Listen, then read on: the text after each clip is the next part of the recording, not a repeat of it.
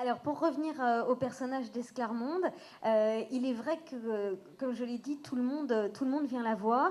Et c'est là où il y a vraiment un paradoxe. Là encore, il y a plusieurs paradoxes dans le livre, mais notamment cet enfermement et à la fois cette évasion, puisque justement, elle écoute la nuit, elle entend justement les sons, elle ressent l'herbe coupée, elle parle de la loue, elle parle de tout ce qu'elle ne voit pas au fond. Et là encore, on sent il y a une puissance de l'imaginaire à travers elle et à travers le descriptif très détaillé de votre écriture. C'est ça c'est comme ça que vous voulez porter le lecteur.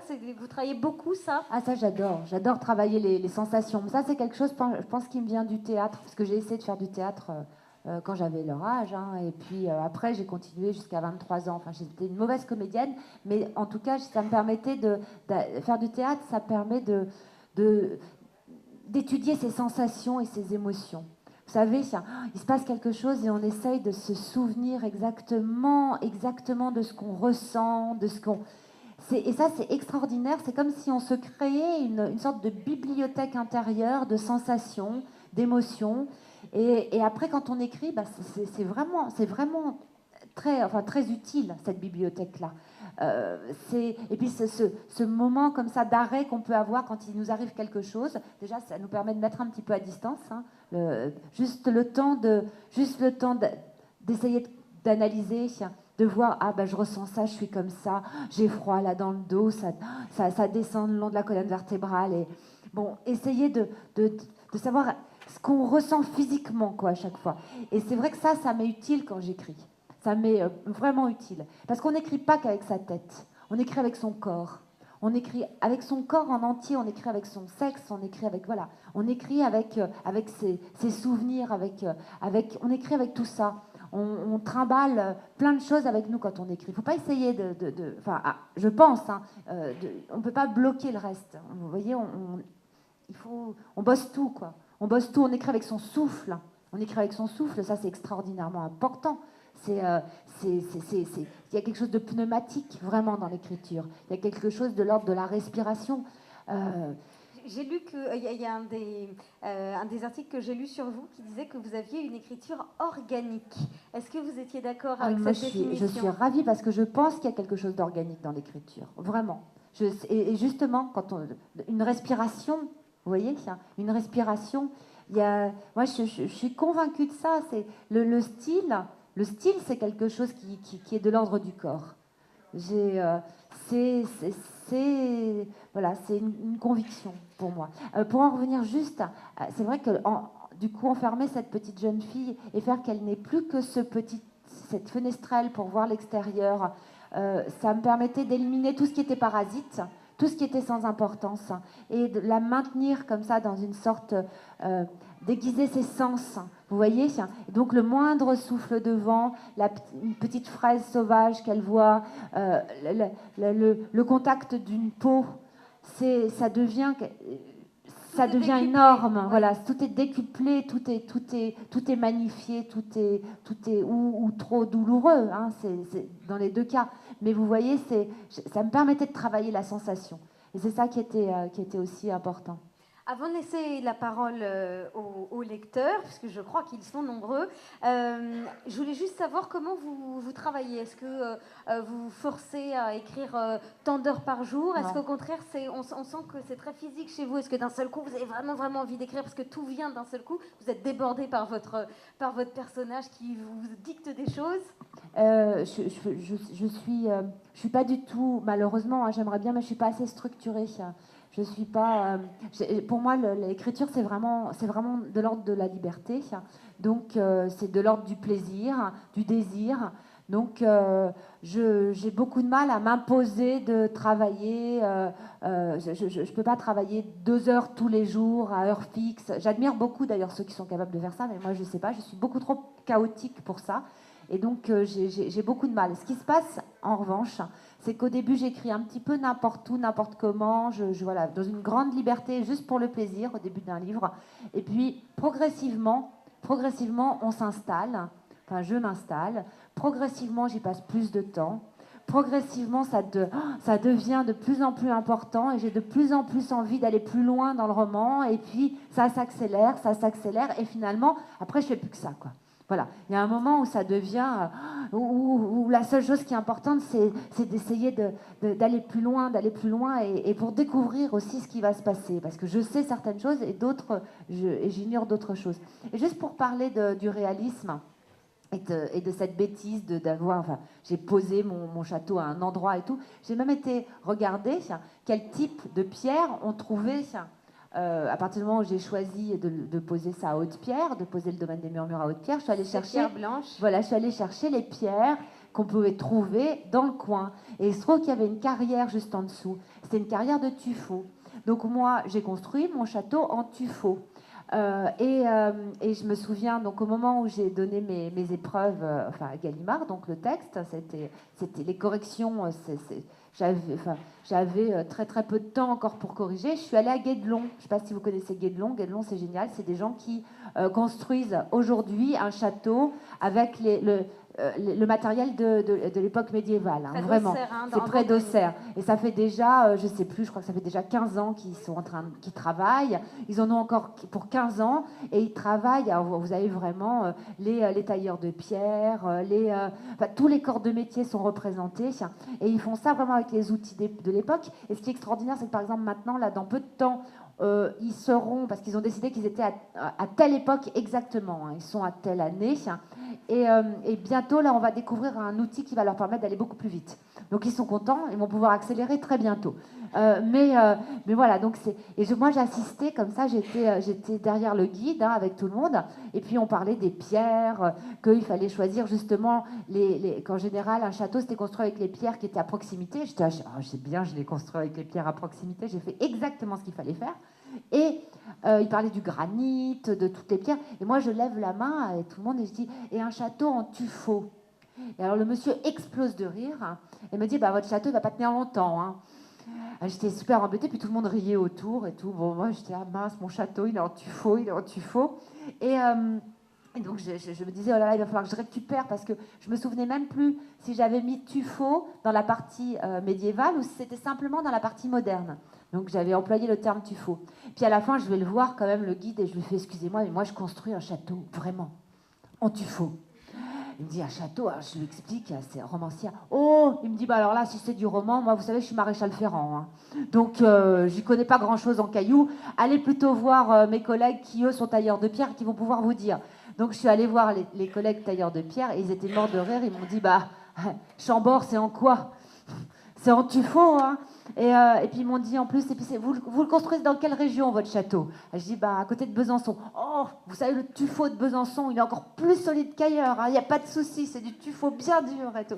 Mais vous voyez, il y a des choses, j'étais rassurée, mais pendant un moment, je me suis dit que c'était comme si tout mon château s'écroulait.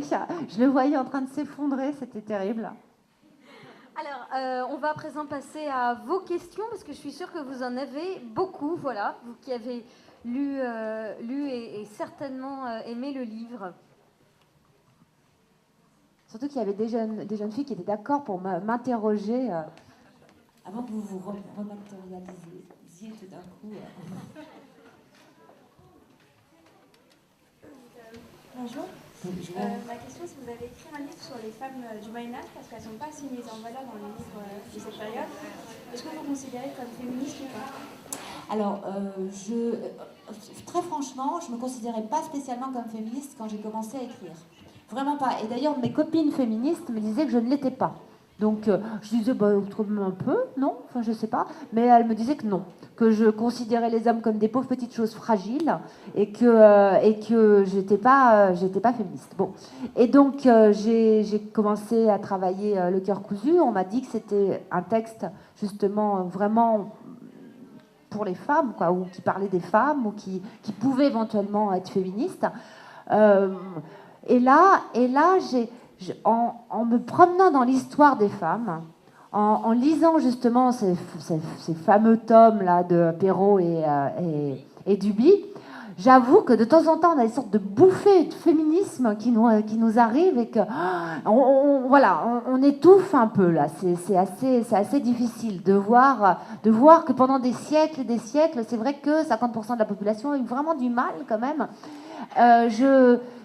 Peut-être qu'à force de lire ça, je suis devenue un peu féministe. Mais bon, elles sont... je pense simplement que c'est vrai qu'ici, en Occident, on est quelque part, aujourd'hui, les 7e femmes. Donc les 7e femmes de Barbe Bleue, celles qui peuvent s'échapper du cabinet noir. Oui, bien sûr, c'est extraordinaire. On vit une époque extraordinaire ici. Pour les femmes. Ce qui est étonnant, c'est quand on regarde ce qui se passe ailleurs, on voit et quand on regarde l'histoire, on peut se rendre compte, on peut voir à quelle vitesse les portes se claquent. On peut voir à quelle vitesse finalement les mondes changent de ce point de vue-là. Féministe, et pourtant dans votre livre, il n'y a jamais d'excès, hein, puisque l'homme n'est jamais moqué, et il y a toujours un équilibre. Ah ben, Oui. c'est ce qui m'intéresse. Ce qui m'intéresse, c'est l'humain, quoi. Voilà. Moi, je veux dire, j'ai pas envie de m'attaquer aux hommes ni quoi que ce soit. Et puis, je trouve que justement, quand je vous disais que j'aime bien travailler les personnages de femmes, il y a aussi des personnages d'hommes dans le roman qui sont très beaux. Donc, je pense pas que. Et pareil dans Le Cœur cousu, parce qu'on m'a dit, oh là là, dans Le Cœur cousu, on m'a dit, oh, et les hommes de votre entourage, comment ils ont pris ça? Eh ben, très bien. Très bien. Et justement, mes premiers lecteurs sont des hommes. Mon éditeur est un homme. Mon premier lecteur, c'est mon frère. C'est un homme. Donc Et puis là, ça me fait plaisir d'ailleurs parce que j'ai de plus en plus sur Le Cœur cousu, j'avais pas tellement de lecteurs, hein, franchement, pas des tonnes. J'avais plus des lectrices. Et sur du domaine des murmures, je commence à avoir des lecteurs.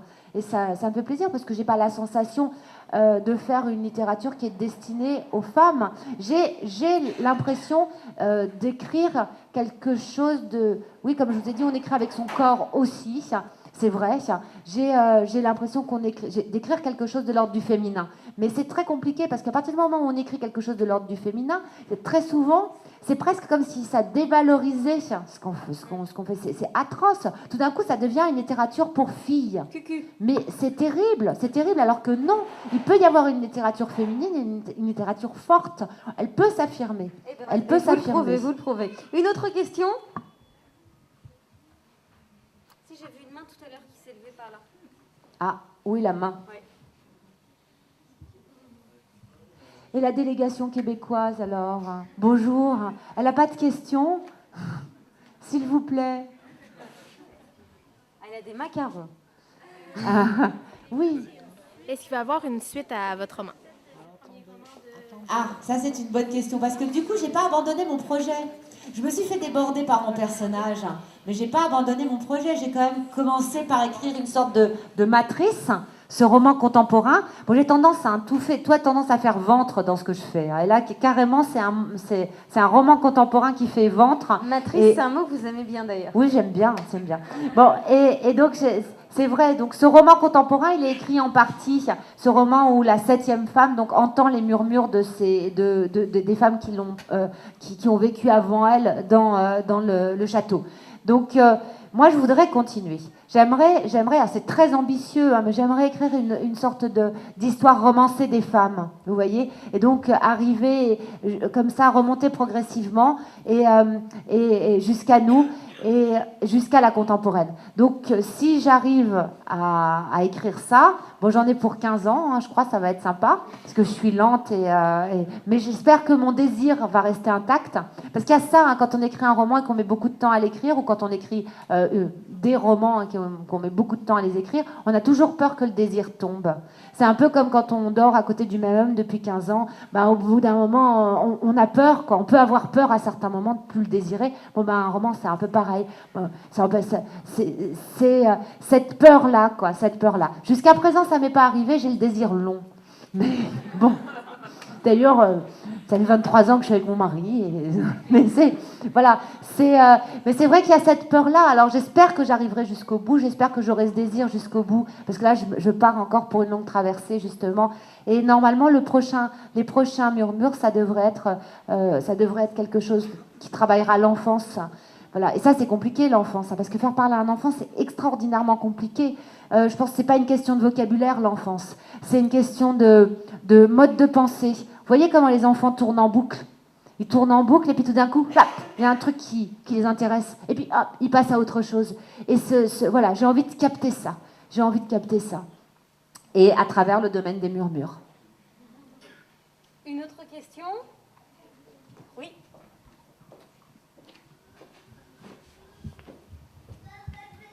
Bonjour. En fait, moi, c'est de savoir pourquoi on s'attend à une fin un peu heureuse à la fin et c'est tellement tragique, je trouve. Pourquoi c'est passé comme ça, en fait? Bah, je sais, mes amis m'en ont beaucoup voulu. Ils m'ont dit, mais pourquoi t'as pas fait la famille recomposée avec... Bah, c'est impossible, mais elle le dit dès le début. Hein. Dès le début, elle dit elle annonce que ça s'est pas bien passé. Elle annonce que ça s'est pas bien passé. C'est pas pour rien qu'elle est restée entre ces murs et que son fantôme erre encore. Donc, oui, c'était... J'étais acculée à cette fin tragique. Le début du roman portait sa fin. Vous voyez? Donc, je suis désolée.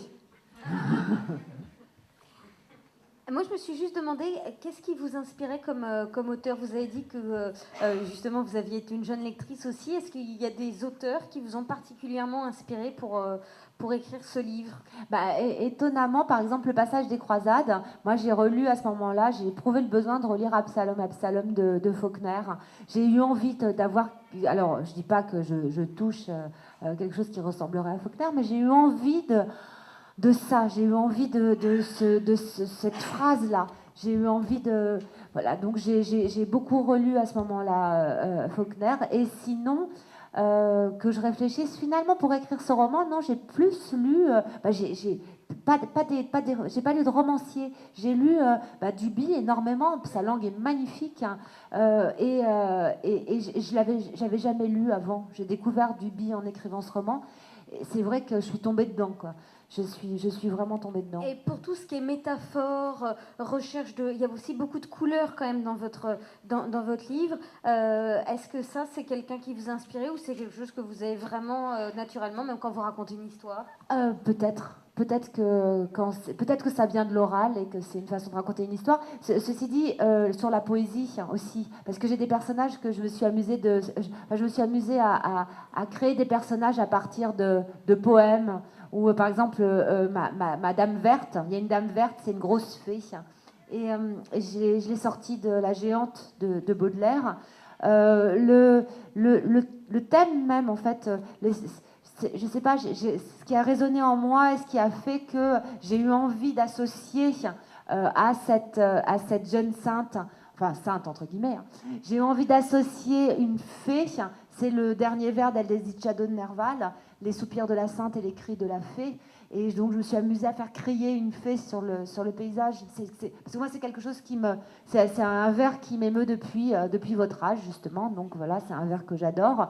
C'était d'ailleurs à la base le premier titre, les soupirs de la sainte et les cris de la fée. Et je voulais garder du domaine des murmures pour la toute fin. Vous savez, le dernier de mes romans si j'arrivais au bout. Et les soupirs de la sainte et les cris de la fée, je me suis aperçue que personne, sauf ceux qui connaissaient le poème par cœur, arrivait à retenir, quoi. C'est assez étonnant parce que je pensais que tout le monde le connaîtrait. Et quand je disais à mes copains, ils me disaient « Oh, c'est un beau titre, il est magnifique ce titre ». Et je leur redemandais 5 minutes après, c'était devenu absolument autre chose. Mais absolument. Donc c'était impossible de garder un titre qui permettait justement, parce que c'est ça aussi, il permettait ce titre au lecteur de rêver et d'inventer quelque chose. Le problème, c'est qu'il lui permettait d'inventer quelque chose de trop loin du titre. Donc en fait, ça devenait de la divagation. Donc c'était pas possible, je peux pas garder ce titre-là. Donc il y a beaucoup de poèmes en fait. J'ai relu aussi l'annonce faite à Marie de Claudel à ce moment-là et voilà, j'ai travaillé aussi autour de ça, sans aucun doute. Autre question? J'avais une question, c'est à propos de la fin. Je me suis demandé, tant qu'à faire dans le tragique, pourquoi avoir fait quelque chose d'une fin aussi douce en fait? Douce? Oui, j'ai trouvé très douce. C'est comme quoi, voilà. Comme quoi vraiment le lecteur est tout puissant par rapport au roman. Moi je sais pas, douce. Je sais pas quoi dire. Alors là, j'avoue que... Mais c'est ça qui est joli dans la lecture. C'est ça qui est très beau dans la lecture. C'est que nous, on livre une trame, on livre des mots, on livre une histoire, mais absolument pleine de blanc, pleine de silence.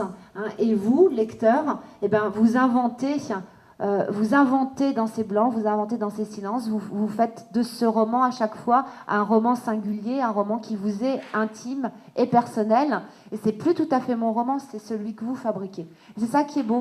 Et c'est ça j'aimerais tellement être dans la tête, dans votre tête pour voir ce que vous avez construit autour de mon roman.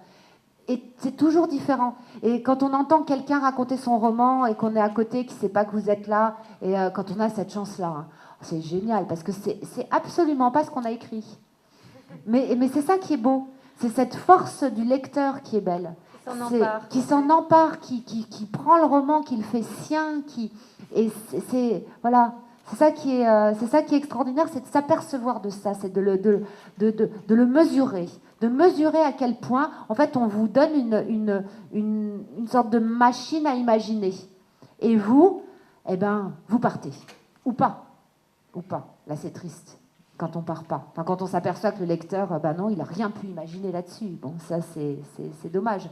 Mais donc, je suis ravie que toi, tu y aies vu une fin douce. Je trouve ça très beau. Parce qu'en fait, bon, tout à l'heure, donc, la jeune fille qui était au fond disait qu'elle elle trouvait que la fin était trop dure. Toi, tu dis qu'elle est trop douce. Eh bien, voilà. Mais tout est là. Tout est là. Une autre question ?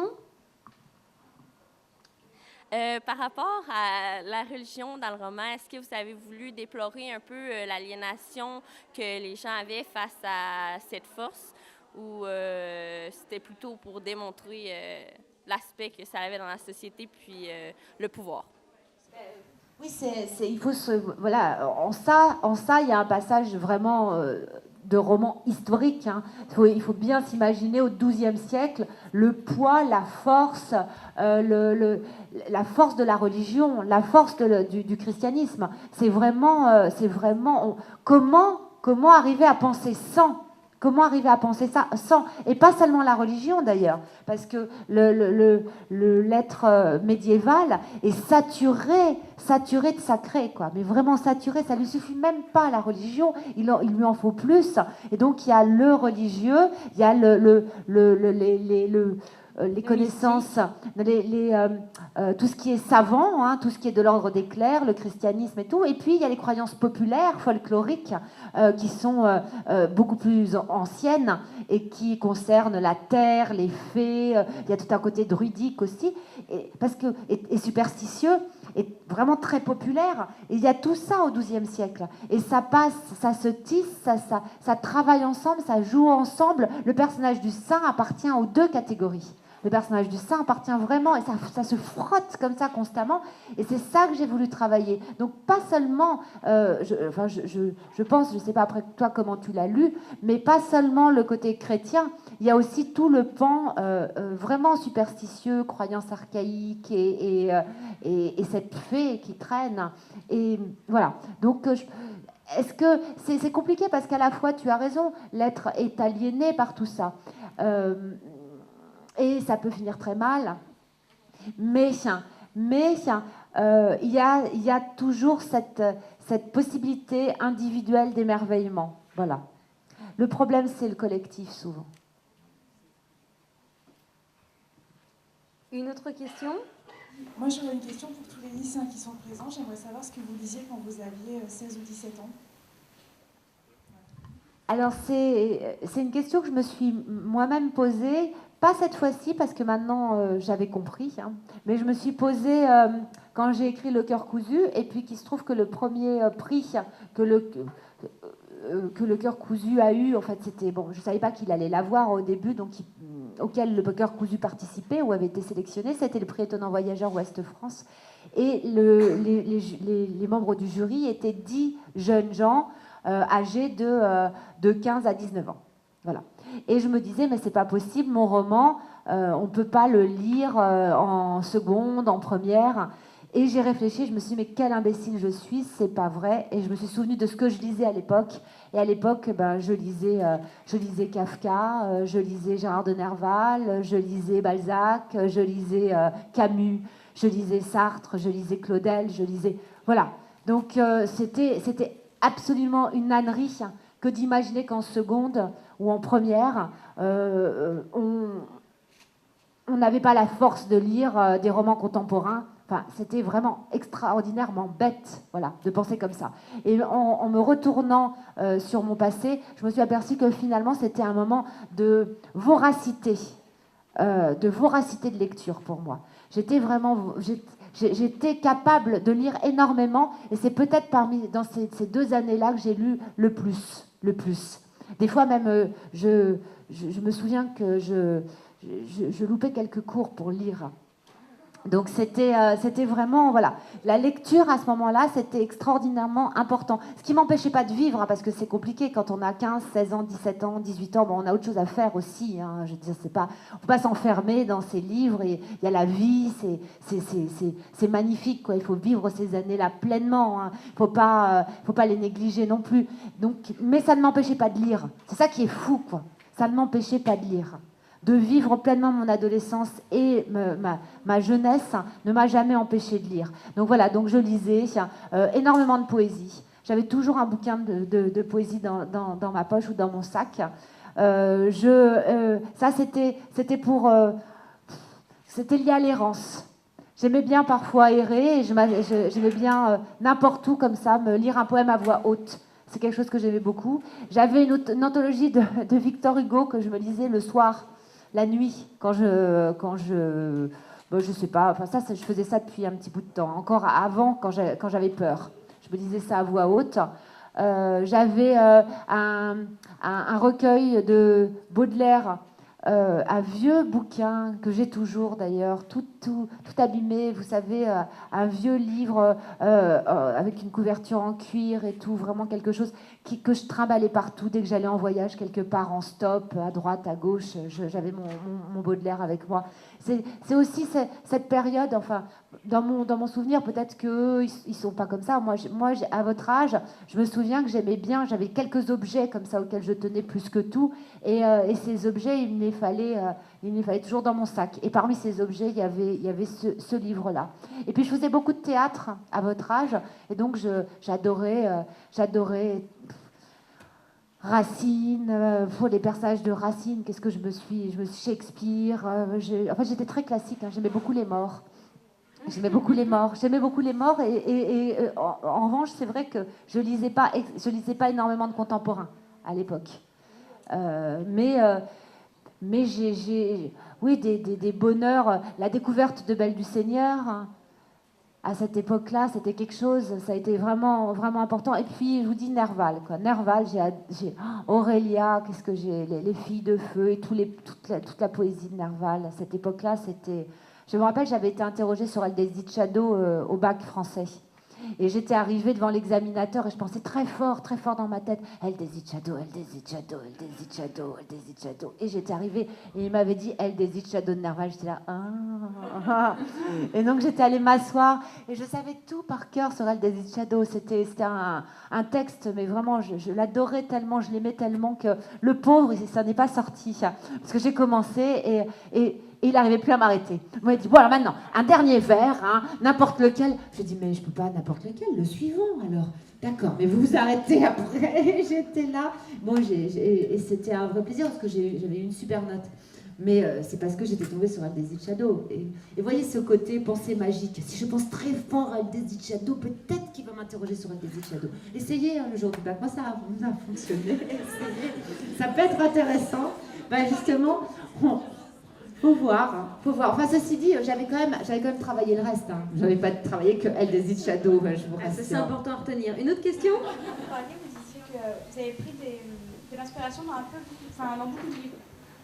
Donc, est-ce que si vous n'auriez pas lu ces livres-là, vous n'auriez pas pu écrire votre livre ? Bah, est-ce qu'il faut avoir lu pour écrire ? C'est ça la question, quoi. En fait, est-ce qu'un non-lecteur ou quelqu'un qui lirait peu pourrait écrire ? Moi, je pense que c'est possible. C'est une imagination personnelle que vous avez Voilà, aussi. Hein. C'est-à-dire que oui, je pense que c'est possible. Je pense que parfois, d'ailleurs, c'est compliqué parce que je pense que ça aide énormément de lire. Ça aide énormément, hein, d'une façon générale. Là, pour vous, là, à votre âge aujourd'hui, ça aide énormément. On emmagasine un nombre de possibilités narratives. On arrive à... Parce qu'il y a plein de choses hein, dans l'écriture. Enfin, pour moi, c'est comme ça que j'explique les choses. Peut-être qu'il y a des profs ici qui ne seront peut-être pas d'accord, mais moi, voilà, je dis que dans un livre, dans un roman en particulier, il y a une histoire, il y a la narration, c'est-à-dire la façon de raconter cette histoire. On choisit le narrateur, on choisit une construction, on choisit... Bon. Il y a la chair du texte, donc un style, et puis il y a un univers auquel j'associe les personnages. Voilà, un regard, un univers, quelque chose de particulier. Donc ça, c'est 4 choses. Je pense que pour ce qui est de l'ordre de la construction, donc de l'ordre de la narration, pour ce qui est de l'ordre du style, il est intéressant. Il est intéressant d'avoir vu, de s'être imprégné d'autres choses. L'histoire, pas forcément. L'histoire, justement, on se raconte des choses. Enfin voilà, ça peut se passer à l'oral. Ça peut se passer à l'oral. L'univers personnel, pas forcément non plus. Donc, je pense qu'il y a des gens qui ne lisent pas et qui doivent écrire merveilleusement bien. C'est possible. Comme quand on a des élèves, il y a des gamins, on ne sait pas pourquoi, mais on ne comprend même pas pourquoi, ils ont une orthographe irréprochable. Il y a des gamins qui sont pas forcément qui lisent pas énormément et on ne comprend pas. Hein. Franchement, moi j'ai eu des gamins avec des orthographes magnifiques. C'était pas forcément les meilleurs en rédaction, loin de là. C'était pas forcément les meilleurs lecteurs et on sait pas pourquoi. Ça, c'était incroyable. Et voilà, je sais pas. Il y a des talents particuliers aussi. Eh bien, en tout cas, je souligne le vôtre. Bravo, Carole Martinez. Bravo. Merci d'être venue. Et bravo aux lycéens. Parce que, incroyable. 15 romans. Et puis elle avait des comme ça. Moi, j'aurais été incapable de faire ça.